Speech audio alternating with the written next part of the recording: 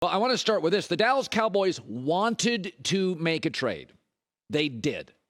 According to Ed Werder, they went back and forth with Brandin Cooks, the well-traveled, speedy wide receiver. He'd be a good fit for them. We talked about that yesterday on the show. But in the end, you have to pay him a fully guaranteed $18 million next year.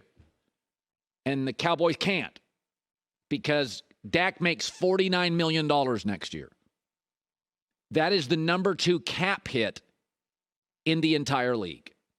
Fans do something which I've never understood. Most of the things fans do, I get. Fans always want their stars to be paid. Why? You want your teams to be flexible. Aaron Rodgers, $50 million. Green Bay didn't make a move. Dak Prescott, number 2 cap hit in the league. Couldn't make a move. Dallas clearly wanted to make a move. It would have helped the team. For years, y'all were screaming, Dak deserves, he deserves. The NFL is an earn league. It's not a deserve league. Dak has never earned $49 million. That Micah Parsons, whatever the market bears, he gets what he gets. Dak is overpaid because Jerry waited too long. And therefore, I mean, if you go look at Dak Prescott in his career against playoff teams, he's won 35% of his games. Mahomes has won 65%. Mahomes makes $36 million. Kansas City made moves. They got that receiver from the Giants. Dak makes $49 million next year. Mahomes, $36 million as a GM. I sleep like a baby. $49 million for Dak next year. I am tossing and I'm turning. Dak is a complimentary quarterback. This team's gone 5-1 last 2 years with Cooper Rush. He's Kirk Cousins. If you surround him with this and surround him with that and surround him with that, Kirk and Dak are great complementary players. They're not leading anybody anywhere. It's very much Tua. Give him a good coach, a lot of weapons, great left tackle. You can win games. And Dak won games. His best year as a rookie. Zeke was a star. Best offensive line in football. Yes. So look at Philadelphia and Miami right now. Philadelphia and Miami aren't paying their quarterbacks anything. They're just loading up their roster. I mean, Philadelphia, A.J. Brown in the offseason, then they get Quinn, the edge rusher from Chicago. Those are 2 huge playmaking pieces because they don't have a quarterback making $49 million. Big difference between deserve and earn. And I don't dislike Kirk Cousins. I don't dislike Dak, but you all scream for your players to get paid. This is a hard cap. You need flexibility. Aaron Rodgers, Green Bay's not flexible. Dallas Cowboys next year, Brandin Cooks has an $18 million guaranteed contract next year. It'd be one thing if it was this year. It's next year because Dak's cap hit this year in bad. But the next 4 or 5 years is brutal. I mean, think about this. If I told you Jimmy Garoppolo had a $49 million cap hit, you would think that is outrageous next year. Look at his career numbers with Dak. Both get hurt more than you'd like. Dak's got a better winning, Garoppolo's got a better winning percentage, passer rating, yards per attempt, completion percentage, and playoff record. It would be literally malpractice if Garoppolo was a $49 million cap hit. You'd be like, that's outrageous. That's what Dak is. So Dallas wanted to make a move. I do not understand fans always clamoring for pay my guy, pay my guy. It's a hard cap. You want flexibility. Listen, I love Russell Wilson, but starting in a couple years, I don't have it in front of me, but I looked at his cap situation. It's like $55 million a year starting in a few years for like 5 years. It's not like the NBA where guys get to the end of a contract and you can trade people. And, there's a lot of these leagues. I mean, the Warriors are literally like so much over the cap. Their owner pays this luxury tax in the hundreds of millions. But, the Dallas Cowboys wanted to make a move and you wanted Dak to get paid. Top of the market. Well, you can't have both. Philadelphia added a great edge rushing piece. Miami added a great piece. San Francisco added a piece. Dallas can't afford to next year. Anybody they have to pay next year, can't.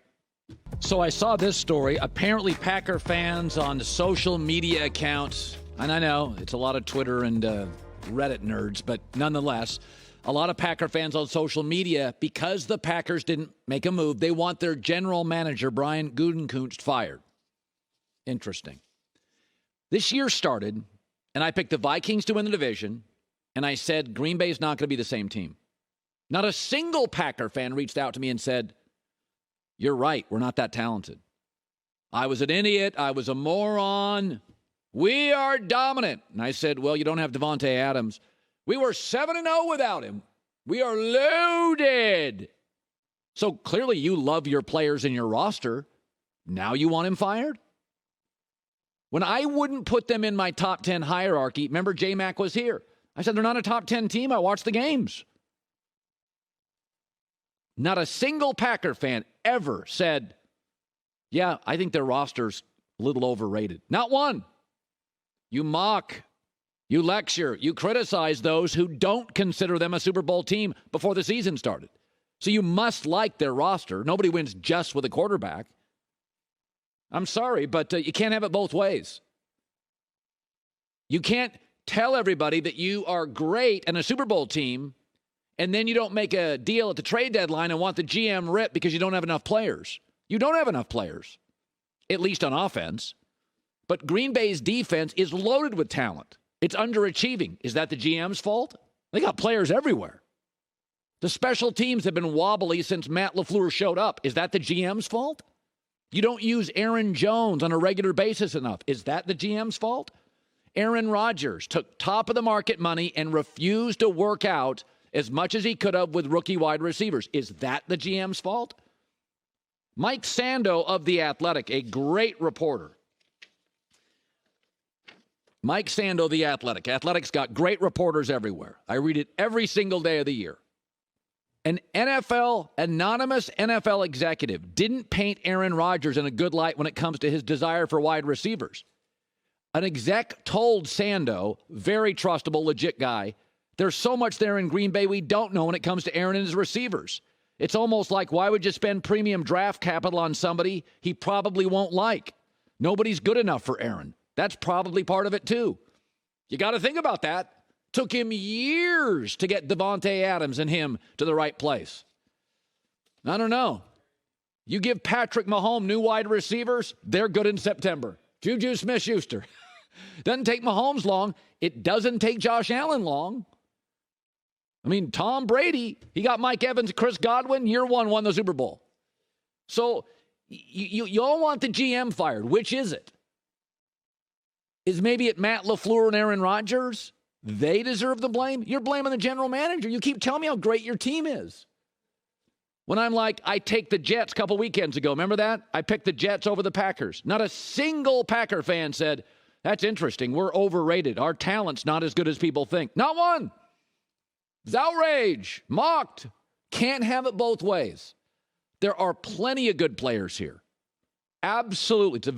Defensively, I love their corners. I think they got good defensive line talent, safety talent, but it's underachieving. Can't blame that on the GM. That's not a GM's issue. Not out there coaching. So which is it?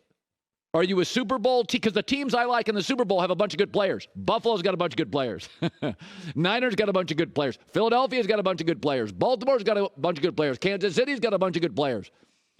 I mean, a lot of you think Dallas is a Super Bowl team. If they're completely healthy, they're interesting. I think they're on the fringe. They need another receiver. But you can't go both ways. You can't bang on the GM when you're outraged. Anytime anybody goes, I don't know. I think Minnesota's got more good players. You'd be the first guy to run to your Twitter, Reddit, social media, and call out people. Which is it? Hi, everybody. Thanks for watching. Subscribe here to get the latest from the show. Also, be sure to check out more of the best clips from The Herd or go watch a few segments from other shows on FS1.